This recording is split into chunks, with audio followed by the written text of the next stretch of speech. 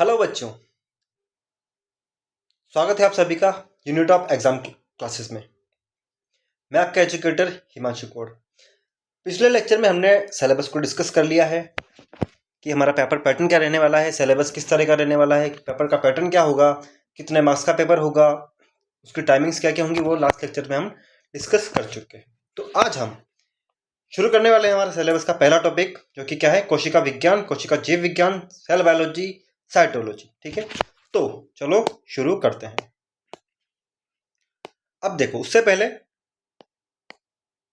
Semester third, ठीक है, semester third का पेपर यूनिट नंबर फर्स्ट को हम शुरू करने जा रहे हैं। ठीक है, उसमें हमने देखेंगे साइटोलॉजी, कोशिका विज्ञान के बारे में भाई। ठीक है, जैसा कि हमने देखा था सिलेबस जब हमने डिस्कस किया था, तो हमने देखा था कि कोशिका होती है तो कोशिका की संरचना क्या होती है, उसकी खोज किसने की, उसके अंदर किस किस तरह के कोशिकांग प्रेजेंट होंगे, कौन कौन से उसके कंपोनेंट्स होंगे, घटक होंगे। तो आज उन सभी को हम डिटेल में यहाँ पर डिस्कस करेंगे। तो चलो शुरू करते हैं। आज हम डिस्कस करने वाले हैं कोशिका की संरचना के बारे में, स्ट्रक्चर के बारे में, फंक्शन के बारे में और हिस्ट्री के बारे में। हिस्ट्री जैसे कि क्या जैसी कोशिका अभी हमारी प्रेजेंट टाइम पर है, वर्तमान में है,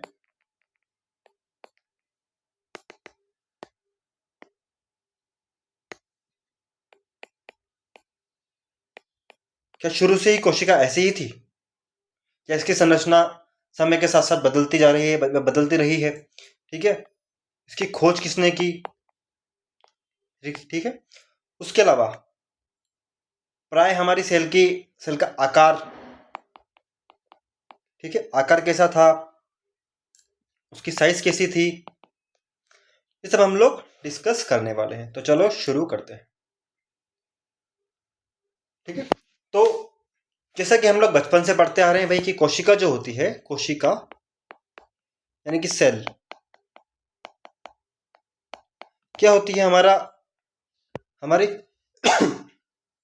स्ट्रक्चरल और फंक्शनल यूनिट होती है, यानी कि हमारी संरचनात्मक और कार्य की इकाई होती है। ठीक है, कौन, सेल, कोशिका। अब सेल के अध्ययन को, यानी कि कोशिका के अध्ययन को क्या कहा जाता है, साइटोलॉजी, यानी कि the study of the cell structure.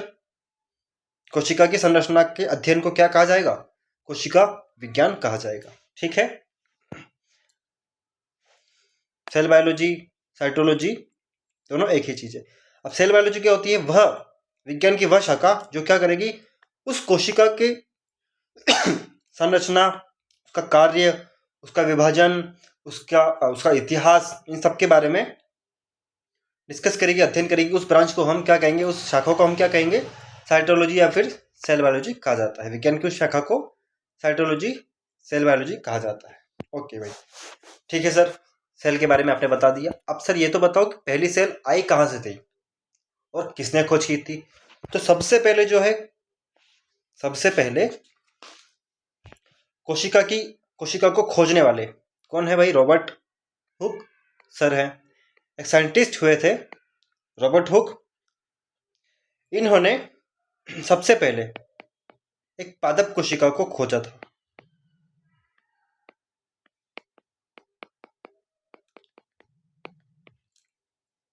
यानी कि सबसे पहले जो एक कोशिका की खोज हुई थी, वो किस तरह की कोशिका थी, वो थी पादप कोशिका, यानी कि प्लांट सेल।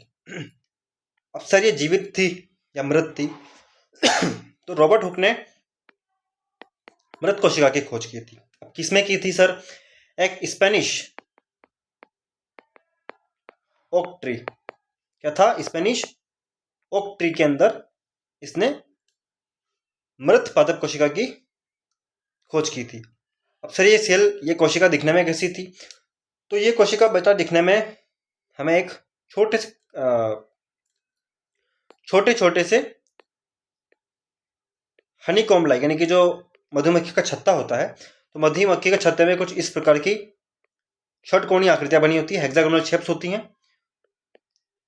ऐसी संरचनाएं, ऐसी आकृतियां उसे देखने को मिली और उसने इसे नाम दे दिया क्या, सेला। क्या नाम दे दिया, एक हर एक यूनिट को उसने नाम दे दिया सेला, और इस सेला से उत्पत्ति हुई सेल की। ये सेल आगे जाकर किसमें जाना गया, सेल के बारे में, सेल नाम से जाना गया।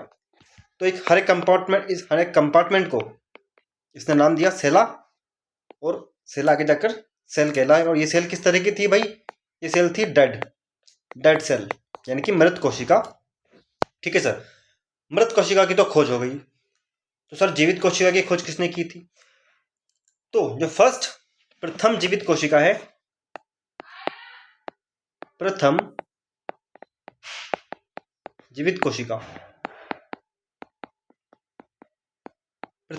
जीवित कोशिका की खोज की थी, एक सर आए थे, एक साइंटिस्ट आए थे जिनका नाम था एंटोन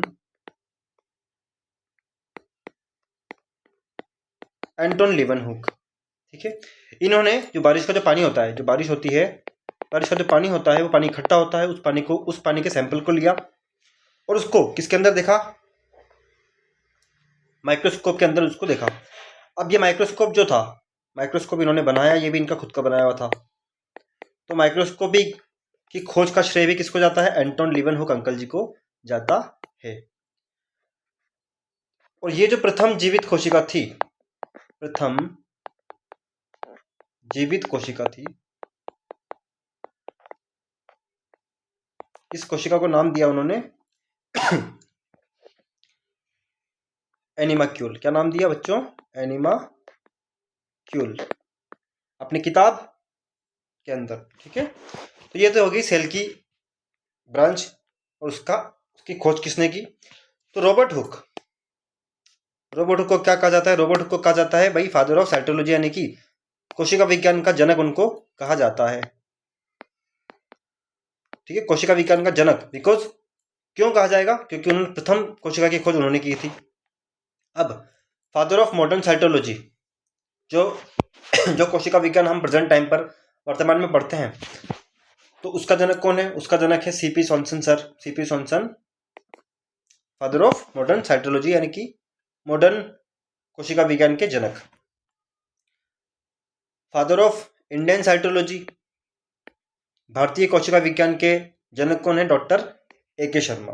ओके, और फादर ऑफ माइक्रोबायोलॉजी, जैसा कि अभी हमने यहाँ पर डिस्कस किया कि जब जीवित कोशिका की खोज की लीवन एंटन हुक ने, तो उन्होंने क्या किया, उस वाटर सैंपल को, जो भी वर्षा से जो भी पानी आ रहा था वो इकट्ठा हो रहा था, उसको क्या किया उन्होंने, माइक्रोस्कोप के अंदर अध्ययन किया। तो सबसे पहले माइक्रोस्कोप इजाद किसने किया, लीवनहुक ने। तो माइक्रोस्कोपी का जनक भी किसको कहा जाता है, लीवनहुक को कहा जाएगा। ओके, तो ये हो गया थोड़ी सी हिस्ट्री।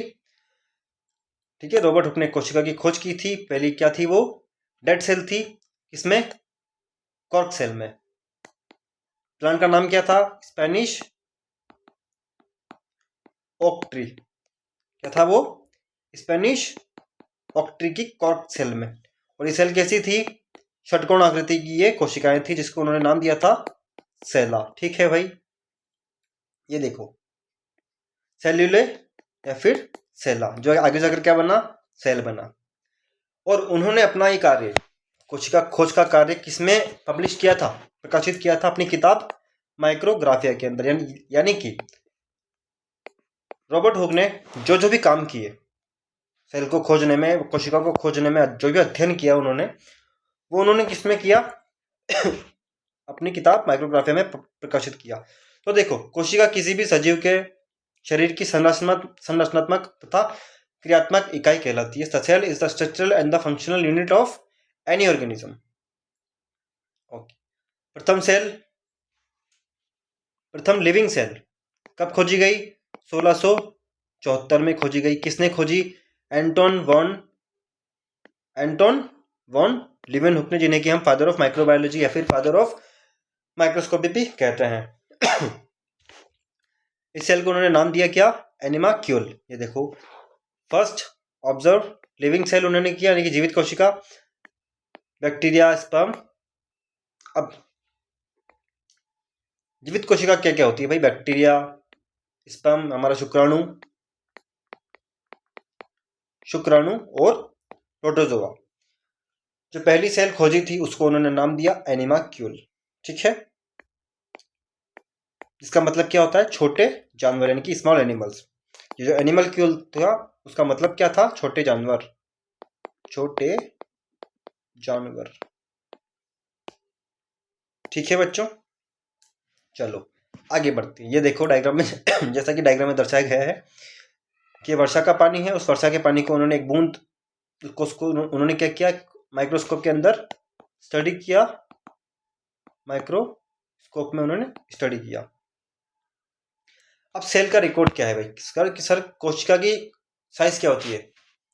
भाई देखो, जिसका कोई मकान होता है तो कोई मकान ईंट से मिलके बना होता है, ठीक है। ईंट एक एक ईंट मिलके एक कमरा बनाती है, एक कमरा मिलके एक पूरा घर बनाता है, ठीक है। एक एक ईंट मिलके एक कमरा बनाती है, और हर एक घर में अलग अलग कमरे मिलके एक पूरा घर बनाते हैं, ठीक है।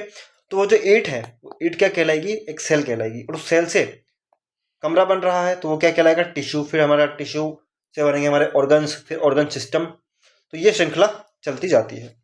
पर पूरा अगर हम किसी भी जीव की बात करें तो उसकी एक मुख्य इकाई, सबसे संरचनात्मक इकाई क्या होगी? कोशिका होगी। छोटी से छोटी इकाई क्या होगी? सेल होगी। तो सबसे छोटी कोशिका क्या होती है? सबसे छोटी कोशिका होती है माइक्रोप्लाज्मा। अब तक खोजी गई सबसे छोटी कोशिका है माइक्रोप्लाज्मा, जिसकी साइज कितनी होती है बच्चों? 0.1 माइक्रोमीटर होती है, जिसे कि हम पीपीएलओ भी कहते हैं, यानी कि प्लूरो, चलो इसे मैं यहां से हटा के नीचे लिख देता हूं।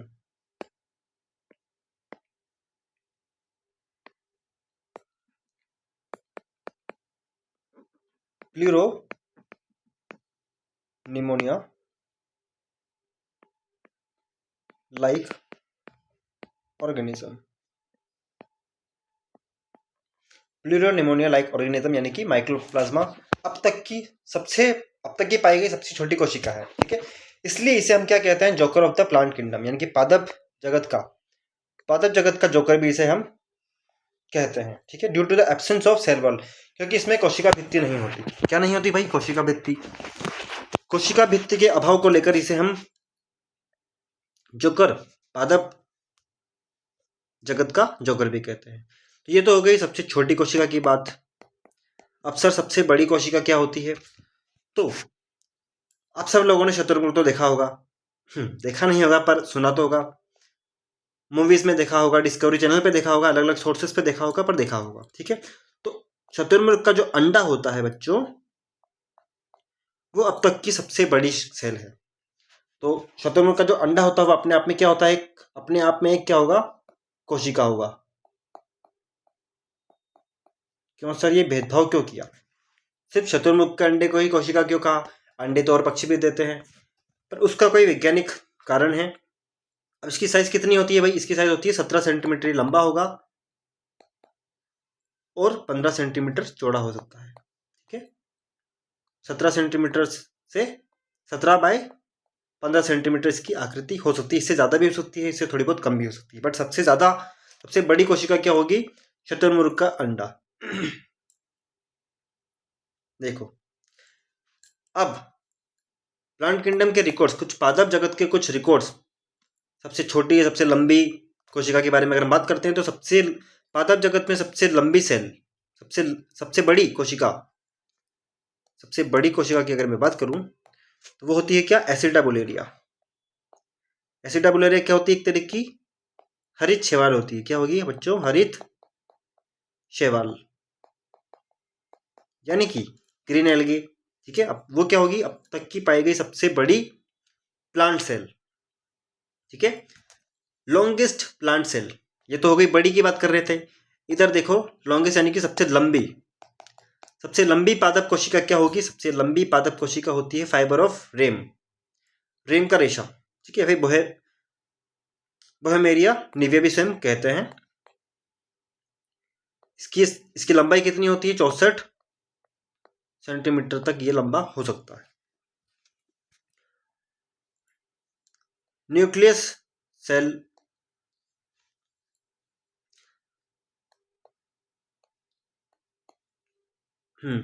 अब देखो, पादप जगत में अब पादप जगत में कोई ऐसी सेल है जिसके अंदर नाभिक नहीं होता? भाई सेल का कंट्रोल सिस्टम क्या है? कोई भी कोशिका है तो उस कोशिका को उस कोशिका को कोई ना कोई तो कंट्रोल कर रहा होगा ना भाई, क्योंकि उस कोशिका के अंदर हमारे बहुत सारे बाह्य कार्य की फिजियोलॉजिकल एक्टिविटीज होती हैं, हमारे मेटाबॉलिक एक्टिविटीज होती हैं, मेटाबॉलिक कार्य होते हैं, तो उनको कंट्रोल करने वाला, नियंत्रित करने वाला कोई तो होगा। तो उसका कंट्रोलर क्या होता है? केंद्रक होता है। ठीक है, केंद्रक को क्या कहते हैं हम? कोशिका कंट्रोलर, यानी कि कंट्रोल सिस्टम इसको हम कहते हैं। तो भाई पादप जगत में ऐसी कौन सी सेल है जिसके अंदर केंद्रक प्रेजेंट नहीं होगा, केंद्रक का अभाव होगा? तो पादप कोशिका के अंदर सिर्फ एक कोशिका होती है, एक तरह की कोशिका होती है जिसे कि हम क्या बोलते हैं? स्यू ट्यूब, स्यू नली भी इसको हम बोल सकते हैं, चालनीय नलिका, जिसके अंदर क्या होता है? न्यूक्लियस प्रेजेंट नहीं होगा, न्यूक्लियस एब्सेंट होता है। ओके, तो सबसे बड़ी कोशिका कौन सी होगी? एसिडाबुलेरिया सबसे लंबी कोशिका होगी। फाइब्रोफ्रेम रेशा यानी कि बहमेरियनिविया, जो कि कितनी होगी? 64 सेंटीमीटर की हो सकती है। और पादप जगत की एकमात्र कोशिका स्यू ट्यूब सेल या फिर चलनी नलिका की कोशिका, जिसके अंदर क्या होगा? न्यूक्लियस का अभाव होगा, न्यूक्लियस प्रेजेंट इसके अंदर नहीं होता है। ठीक है, ये तो हो गई भाई, ये तो हो गया प्लांट किंगडम के बारे में, यानी कि पादप जगत के बारे में। अब सर क्या सिर्फ पादप जगत की ही बात करेंगे? नहीं बच्चा, हम देखते हैं एनिमल्स के बारे में, यानी कि जीव और मनुष्य की भी हम बात कर लेते हैं, गरीबों की। ठीक है, चलो। जंतु और मनुष्य शरीर, मानव के अंदर हम बात करें तो सबसे लंबी कोशिका जो पाई जाती है वो होगी नर्व सेल, यानी कि तंत्रिका कोशिका। क्या होगी बच्चा? तंत्रिका कोशिका is the longest cell present in the animal. ठीक है, क्या सर सभी जीवों में, इंसानों को मिलाकर सभी जीवों में क्या तंत्रिका कोशिका प्रेजेंट होती है? हाँ होती है। हम जितने भी एडवांस जीव हैं उन सब के अंदर तंत्रिका कोशिका प्रेजेंट होती है। और ऐसा नहीं कि सब किसी के अंदर छोटी होगी किसी के अंदर बड़ी होगी, ये सभी के अंदर बड़ी ही प्रेजेंट होती है। ठीक है, अप टू 90 सेंटीमीटर तक इसकी साइज हो सकती है। ठीक है, अब सर पादप जगत की हमने बात की कि पादप जगत की कोई ऐसी कोशिका जिसके अंदर नाभिक प्रेजेंट नहीं होता है, न्यूक्लियस प्रेजेंट नहीं होता है, तो वो हमने देखा था फ्लोएम सेल होती है, सॉरी फ्लोएम की स्यू ट्यूब सेल होती है। क्या ऐसा जीवों में, ऐसा केस हमें जीवों में भी देखने को मिलता है? हाँ जरूर मिलता है।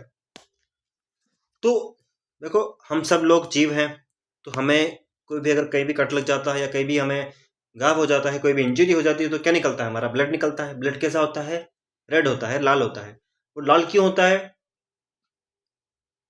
उसके अंदर ऐसा क्या होगा कि जिससे वो रक्त लाल होगा? लाल रक्त कणिका यानी कि रेड ब्लड सेल्स, आरबीसी जिनको हम कहते हैं। तो आरबीसी के अंदर एक जो परिपक्व आरबीसी होती है, यानी कि परिपक्व आरबीसी जो होती है, यानी कि मैच्योर सेल जो होती है, मैच्योर आरबीसी के अंदर न्यूक्लियस प्रेजेंट नहीं होता है। The nucleus is absent in the mature RBC. परिपक्व लाल रक्त कणिका के अंदर नाभिक एब्सेंट होगा। ठीक है, the mature RBC of mammals और प्लेटलेट्स, जो प्लेटलेट्स होती हैं भाई, जीवन काल में किसी न किसी को तो कभी ना कभी तो डेंगू हुआ ही होगा। तो डेंगू में क्या कम होता है? डेंगू में हमारा प्लेटलेट काउंट, प्लेटलेट्स की संख्या कम हो जाती है। प्लेटलेट्स क्या करते हैं? जब भी कभी हमें घाव होता है तो उस जगह ब्लीडिंग होती है, तो ब्लीडिंग को रोकने के लिए क्या बनाता है? वो खून का थक्का बनाता है। अब डेंगू में क्या होगा? हमारा डेंगू के समय अगर हमें कट लग जाता है गलती से कहीं पे भी, तो हमारी क्या होगी भाई? ब्लीडिंग बहुत लंबे समय तक ब्लीडिंग होती है, ब्लीडिंग रुकती नहीं है बहुत समय तक।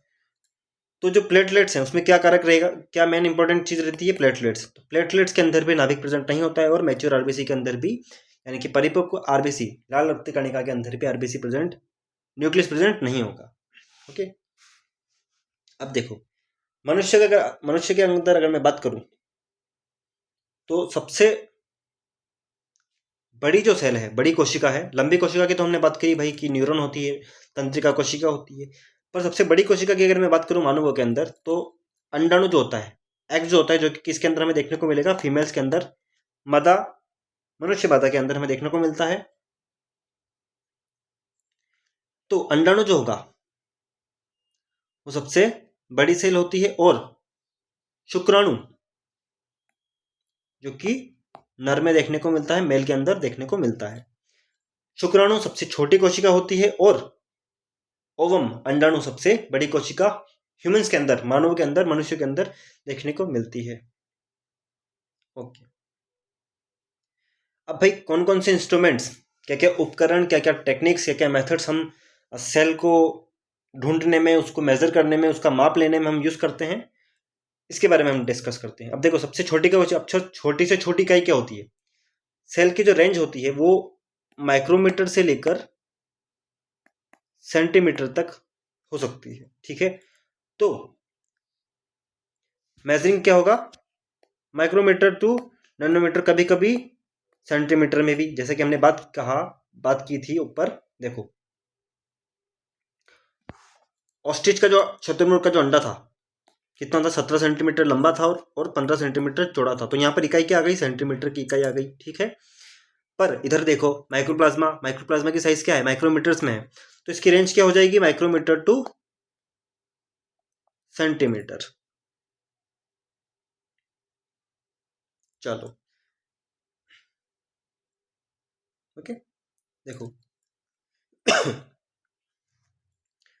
Unit of measurement of the shape of the cell, okay, micrometre और नैनोमीटर या फिर सेंटीमीटर, ठीक है। माइक्रोमीटर, नैनोमीटर या फिर सेंटीमीटर, ओके। अब देखो, अब तक जो भी हमने पढ़ा शुरू से लेकर इस लेक्चर में, शुरू से लेकर अब तक, उसकी मैं समरी आपको सारांश में हम लोग उसको एक बार वापस से रिवाइज कर लेते हैं। कोशिका क्या होती है? हमारी स्ट्रक्चरल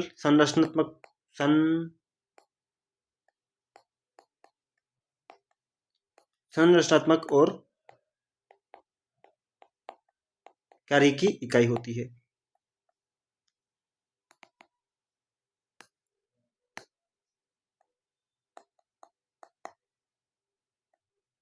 ठीक है। संरचनात्मक और फंक्शनल यूनिट की कार्य की इकाई होती है, जिसे कि हम structural and functional unit of life भी बोलते हैं। सर्वप्रथम कोशिका की खोज किसने की थी? रॉबर्ट हुक ने की थी, ठीक है, रॉबर्ट हुक ने की थी। ये कोशिका कैसी थी भाई? ये कोशिका थी डेड, मृत कोशिका थी। किसके अंदर? किसके अंदर ढूंढा था भाई? कॉर्क सेल के अंदर ना, ओक ट्री, ठीक है। ओक ट्री की कॉर्क सेल के अंदर ये कैसी थी? षटकोण आकृति की थी, जिनको इन्होंने नाम दिया था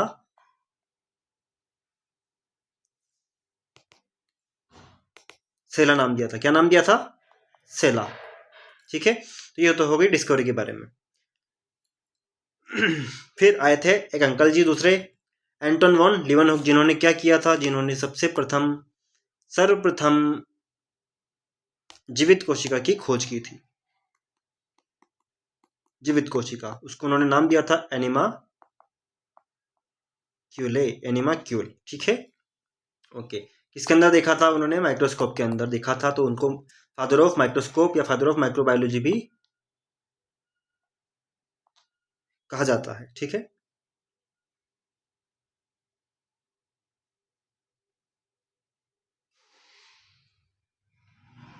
ओके, रॉबर्ट हुक को फादर ऑफ साइटोलॉजी भी कहा जाता है, फादर ऑफ साइटोलॉजी, यानी कि साइटोलॉजी, कोशिका विज्ञान के जनक। सबसे छोटी सेल की अगर मैं बात करूं तो क्या होगी? माइक्रोप्लाज्मा, ठीक है। माइक्रोप्लाज्मा स्मॉलेस्ट सेल, जिसे कि हम जोकर कहते हैं, किसका? पादप जगत का। सबसे बड़ी कोशिका ऑस्ट्रिच का अंडा कितना होता है? 17 x 15 सेंटीमीटर का होता है, ठीक है। सबसे लंबी सेल कौन सी होगी पादप के अंदर? रेमी फाइबर, ठीक है, फाइबर ऑफ रेमी। कितना होगा इसका विन्यास? 64 सेंटीमीटर का होगा। मनुष्य में बात करूं तो सबसे लंबी कोशिका कौन सी होगी? सबसे लंबी कोशिका होती है तंत्रिका कोशिका, ठीक है, अप टू 90 सेंटीमीटर, ठीक है। मनुष्य की मैं बात करूं, मनुष्यों में सबसे बड़ी कोशिका कौन सी है देखने को मिलती है हमें? अंडाणु, जो कि देखने को मिलती है मादा के अंदर। और सबसे छोटी कोशिका देखने को मिलती है हमें शुक्राणु, ठीक है, जो कि देखने को मिलेगी नर यानी कि मेल के अंदर। ठीक है, तो ये हो गया हमारा समरी और पहली यूनिट का कुछ बेसिक आइडिया। ठीक है, यानी कि सेल का इंट्रोडक्शन हमने पढ़ लिया है। ठीक है, अब आने वाले लेक्चर्स में हम डिस्कस करने वाले हैं कोशिका के ऑर्गेनेल्स यानी कि कोशिकांग।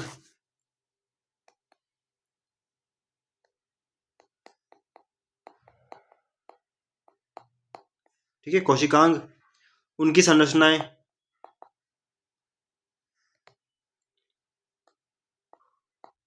ठीक है, कोशिकाओं की संरचना, उसका विभाजन हम देखेंगे। ठीक है, तो ये जनरल इंट्रोडक्शन हमने पढ़ लिया, जनरल परिचय पढ़ लिया सेल का। और आज के लिए महत्वपूर्ण जानकारी मैं आप लोगों को दे देता हूं, जैसा कि हमने लास्ट लेक्चर में भी डिस्कस किया था। हमारे यूनिट ऑफ एग्जाम क्लासेस,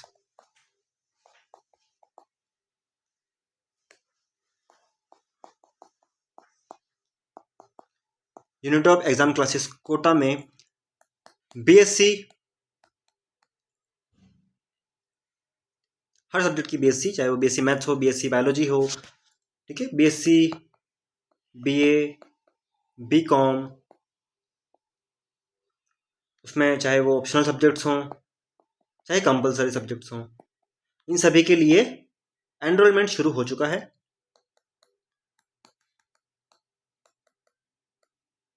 क्योंकि बहुत ही जल्दी हमारे एग्जाम्स शुरू होने वाले हैं। ठीक है, टाइम टेबल आ चुका है, बहुत जल्दी हमारे एग्जाम हो जाएंगे बच्चों के। तो जल्दी से जल्दी हमें कोर्स में एनरोल होना है ताकि हम पेपर में अच्छा सा परफॉर्म कर पाएँ। और यदि किसी भी बच्चे को इस लेक्चर से रिलेटेड, सिलेबस से रिलेटेड, ठीक है, इस लेक्चर से संबंधित, सिलेबस से संबंधित, पेपर के पैटर्न से संबंधित, ठीक है, कोई भी किसी भी प्रकार की समस्या हो तो आप हमें बेझिझक कांटेक्ट कर सकते हैं।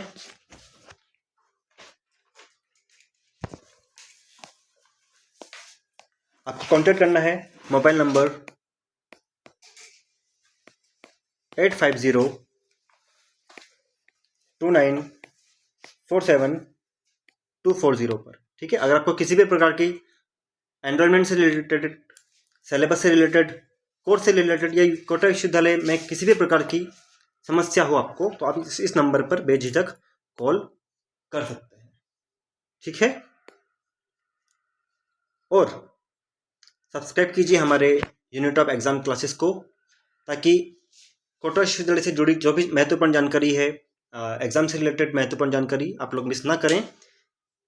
इसलिए सब्सक्राइब करें हमारे यूट्यूब चैनल को, और आगे आने वाले अपडेट से हम आपको टाइम टू टाइम रूबरू कराते रहेंगे। जो भी लेटेस्ट अपडेट रहेगा एग्जाम को लेकर, एग्जाम पैटर्न को लेकर, टाइम टेबल को लेकर, हम आपको अपडेट करते रहेंगे। तब तक के लिए गुड नाइट।